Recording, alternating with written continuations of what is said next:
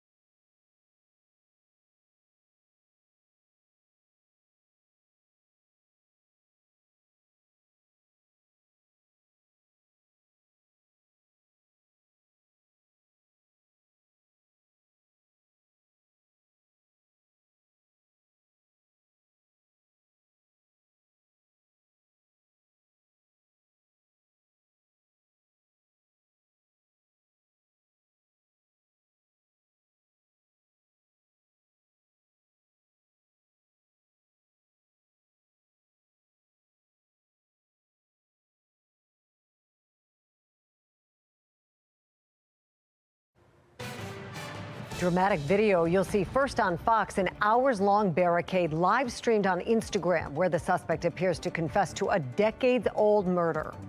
New documents reveal a plea agreement involving the city's flagship gun violence intervention program, how one Safe Streets location was reportedly used by gang members to plot more crimes.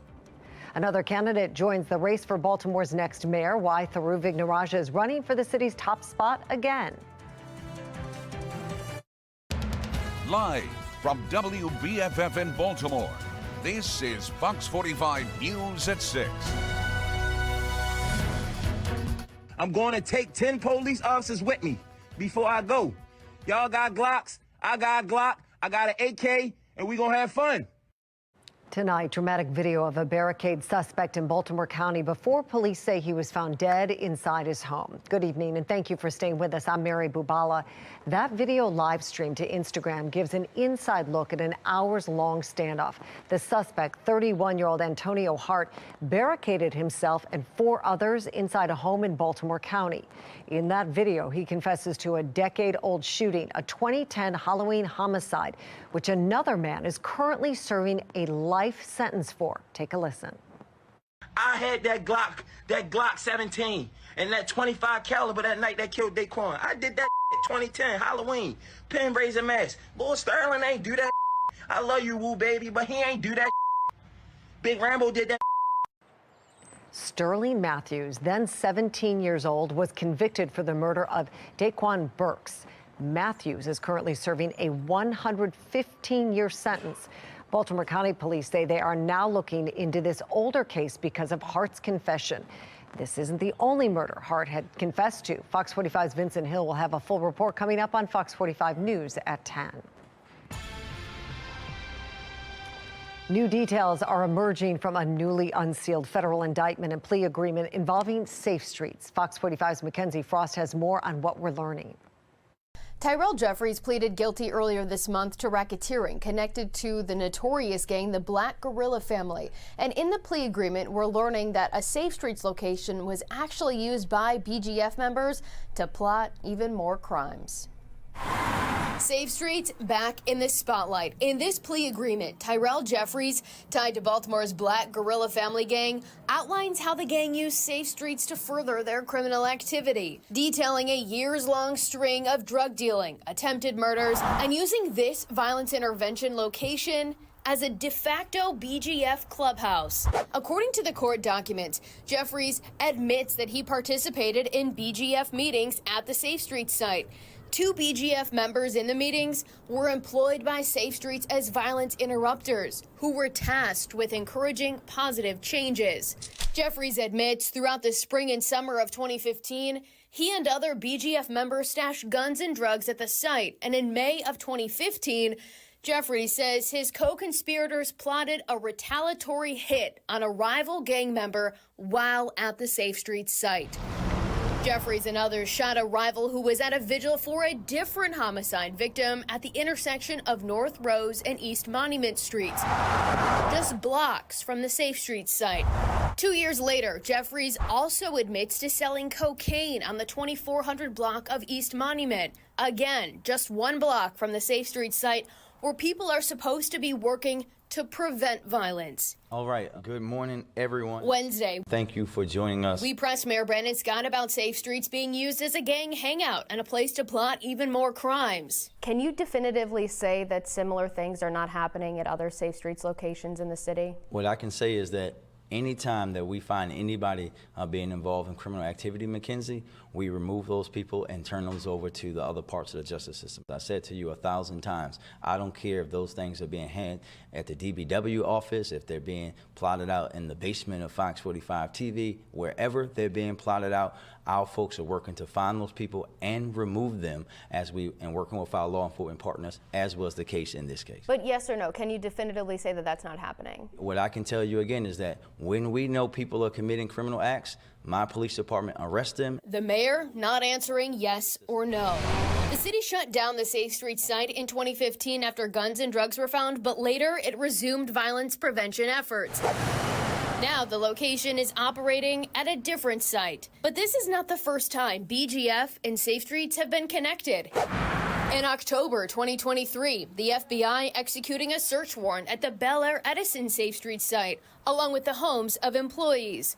One employee, David Caldwell, was hit with a state-level ammunition charge. That was later dropped due to the federal search warrant remaining sealed. Caldwell no longer employed with Safe Streets, and the site remains inactive. Sources close to the investigation tell Fox 45 News the probe could be connected to BGF activity.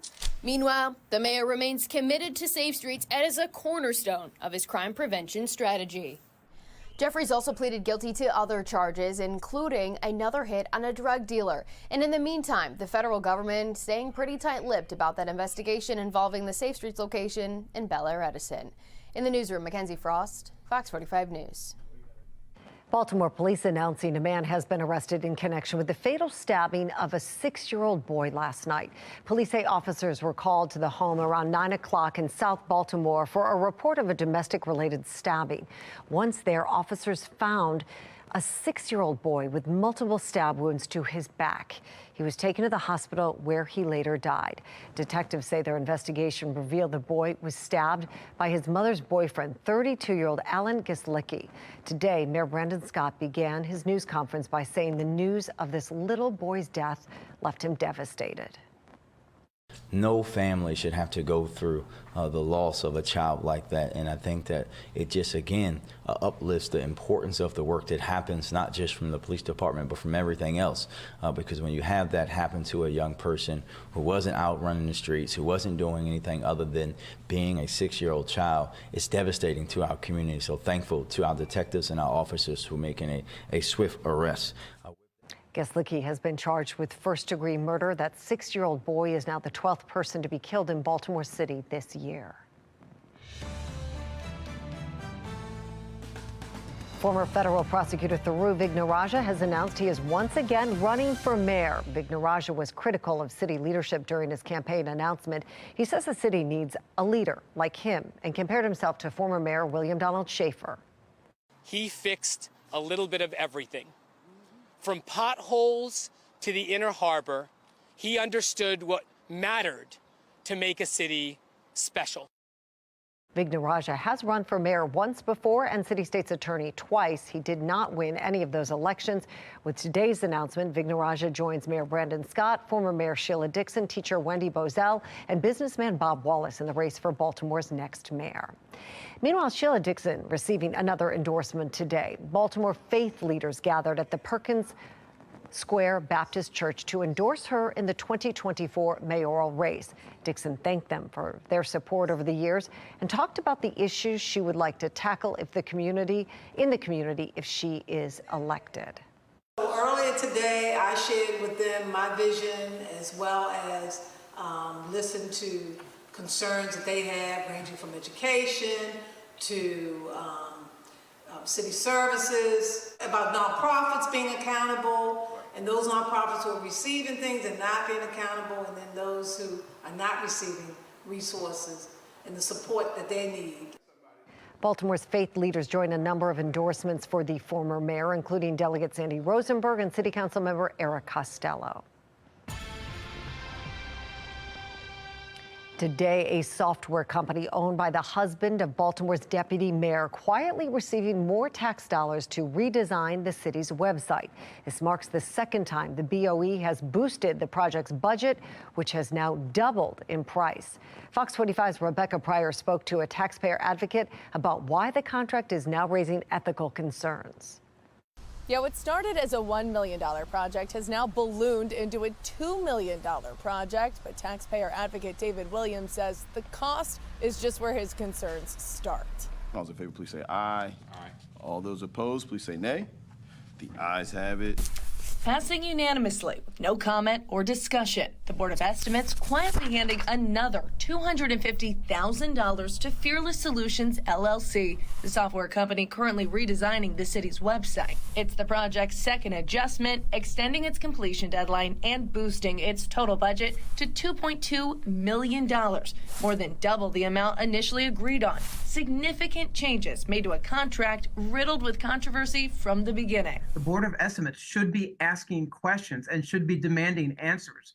For there to be no discussion about this is ridiculous. Raising ethical concerns for taxpayer advocate David Williams, the head of Fearless Solutions, Denali Drowza, the husband of Baltimore's deputy mayor, Letitia Drowza, and one of Mayor Scott's longtime campaign contributors. Most recently, Fearless Solutions donating $2,500 to Scott's re-election run last August. That raises so many ethical questions about whether or not the best price was paid for it. This should not have been awarded to anyone that had any connection to City Hall. Williams also questioning how the contract was awarded, despite the city's previous web designer carefully chosen through a competitive bidding process. The Baltimore City Information and Technology Office, or BCIT, awarding Fearless Solutions a non-construction consultant agreement, allowing the BOE to approve the contract without seeking any formal bids from other companies. Although, according to Mayor Scott, this is a professional service contract, right? Professional service contracts. And what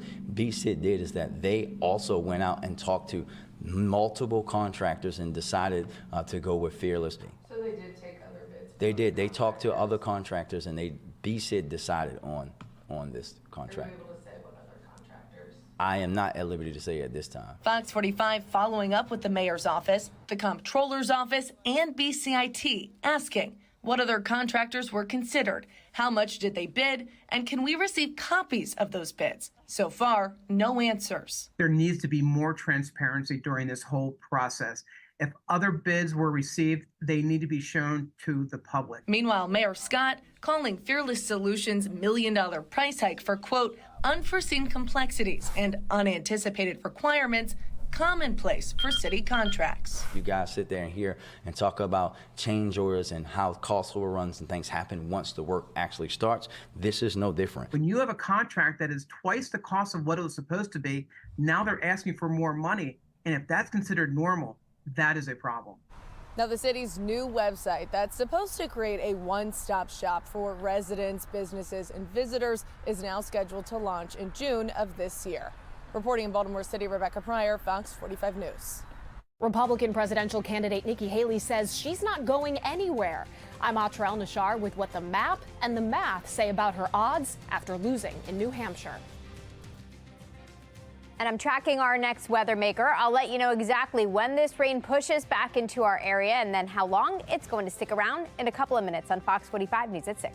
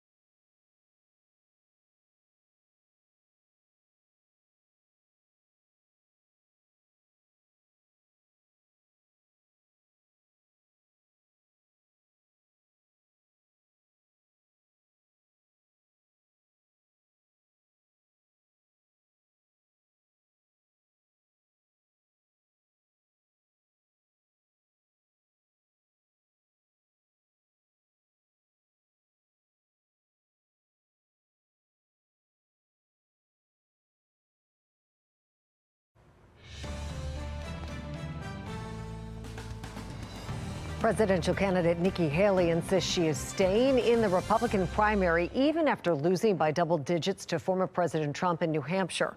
Her home state of South Carolina is competitive, but that isn't for another month. Sinclair national correspondent Atra El-Nashar reports.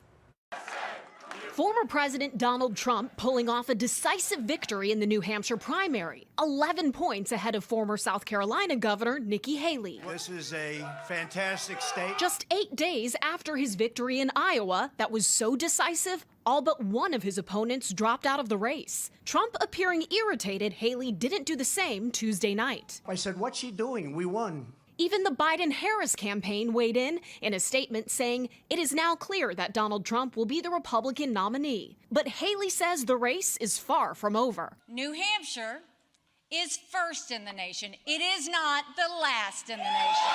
Next month, voters in Nevada and South Carolina will have their say. But because of GOP party rules, Haley is not eligible to earn delegates in Nevada. In her home state, former President Trump is way ahead of her in the polls, and the winner there will take home all 50 delegates for that state. Soon after, March 5th, that brings us to Super Tuesday. 874 delegates that night will be up for grabs across more than a dozen states, and a lot of them are winner take all, like California. That is a huge prize. 169 delegates up for grabs there. Texas, also a really big one, 161 delegates. And the more former President Trump is winning in these states, especially winner-take-all states, the closer he's getting to the 1,215 delegates needed to secure the GOP presidential nomination. But still, Haley is insisting that she's the only Republican who can defeat President Biden in a general election. Now, out with this ad in South Carolina. A rematch no one wants. There's a better choice for a better America. Her story started right here. It's an uphill battle for Haley that's getting steeper as members of her party line up behind Trump. In a break from protocol, RNC Chair Ronna McDaniel says this. I'm looking at the math and the path going forward, and I don't see it for Nikki Haley. But as she has since day one, Haley insists she's being underestimated. In Washington, I'm Atrell Nashar reporting. Trump's win is raising concern for some voters, particularly those who identify as independent or moderate. According to Reuters, 35% of yesterday's voters consider themselves moderates. Just 1 in 5 of them voted for Trump. There are conflicting views among Trump's backers about what this means. There needs to be a broader appeal than just to primary voters. You can't win with just your own base. In all the polling I see, he's doing pretty well in Georgia and Arizona, Michigan, Pennsylvania, Wisconsin, places that will decide the election. Nikki Haley won the independent vote by 22 points. And now it's time to track our next weather maker as it pushes into the region. Right now, all looks pretty quiet down at M&T Bank Stadium, all lit up on this Wednesday evening. We are tracking rain and fog and mild temperatures that are going to take over for your Thursday, though. Actually, a pretty warm end to the week before more rain shows up this weekend, and that's when the chilly temperatures will also be making a return. So here's a look at where that next weather maker is right now. It's pushing in from the west. Rain will be taking over the next 12 hours. So by the time you head out the door tomorrow morning, you're going to want to have the rain jacket and the umbrella with you. Here's a look at the reason why. We'll see showers start to stream in from the west here overnight tonight, arriving overnight through tomorrow morning. At least the rain comes with some really mild air. So temperatures are actually increasing overnight, and by tomorrow morning, we're actually in the 50s. It's going to feel noticeably warmer. That's also going to help melt some of that snowpack away, that pesky ice and snow that's been left behind for days now. The thaw will continue with temperatures well into the low 60s tomorrow afternoon with rain ongoing. Looks like this first batch of showers will wrap up really early Friday morning. After that, we'll briefly dry things out, actually enjoy the mid-60s come Friday. Here's a look at how much rain it's going to send us. Not a ton, so that's why flooding isn't really a concern, just kind of enough to wash away all the snow and clear things out. Looks like about a ½ an inch in most locations by Friday morning. Now, the fog will also be an issue overnight tonight through tomorrow morning. What's going to happen is this mild air rushes in on top of a very cold ground, so that's going to reduce visibilities. I would be prepared for some low visibilities as you step out the door late tonight and then again tomorrow morning, too, as that rain's also pushing in.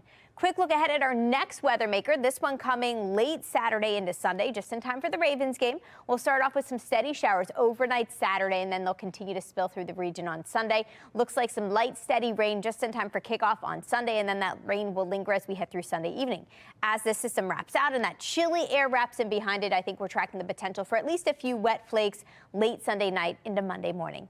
Quick look at that Ravens forecast for Sunday afternoon shows we are tracking showers. Have the ponchos ready if you're headed to that game on Sunday. It's also going to be a chilly rain with temperatures only in the mid-40s to start things off and then low 40s to wrap things up. Now, in just a couple of minutes, we'll take a look at where our temperatures are trending in your full 10-day forecast. Mary?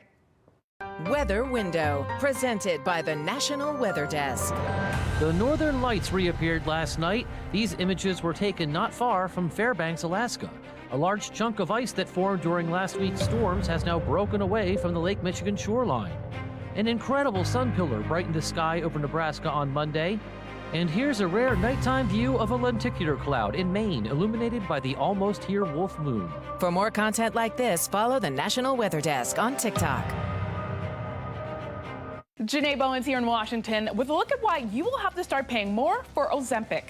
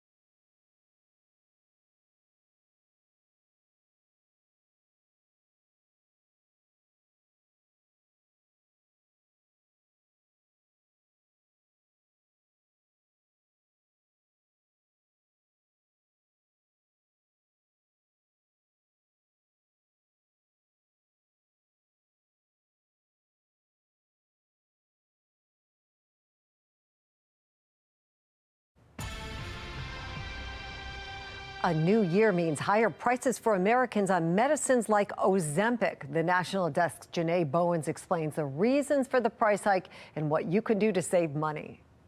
I would have been on a waiting list sometimes with, trying to get the drug. Dr. Linda Toussey told our San Antonio station how Ozempic has helped her manage her diabetes over the last few years. But recently, it's been harder to get and more expensive.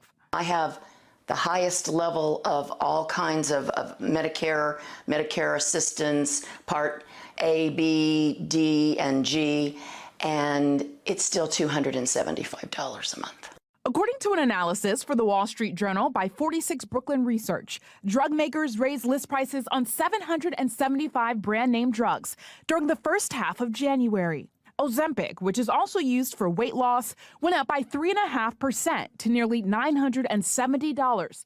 Sadly, it's because as an industry, they can. And for a long time, drug costs have increased faster than inflation. It's not uncommon at each of these six-month cycles for us to see drug costs go up 3%, 6%, 9%. The pharmaceutical companies blame it on market trends, inflation, and the value the drugs provide.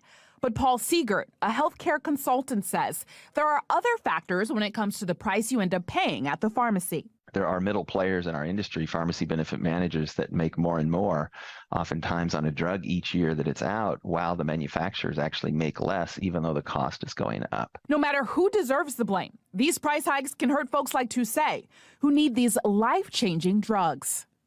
I'm really healthier than I've been in many years. To save money, experts suggest you look for these medicines in other countries and look for lesser-known medication brands that do the same thing. In Washington, Janae Bowens. And now let's take a look ahead at your full 10-day forecast. We got a couple of rounds of rain coming our way. The first arriving overnight tonight, throughout the day tomorrow. Tomorrow's kind of a washout. We catch a brief break from the rain Friday with high temperatures briefly in the very warm mid-60s. Warm up doesn't last long. Temperatures come tumbling back down this weekend, and that's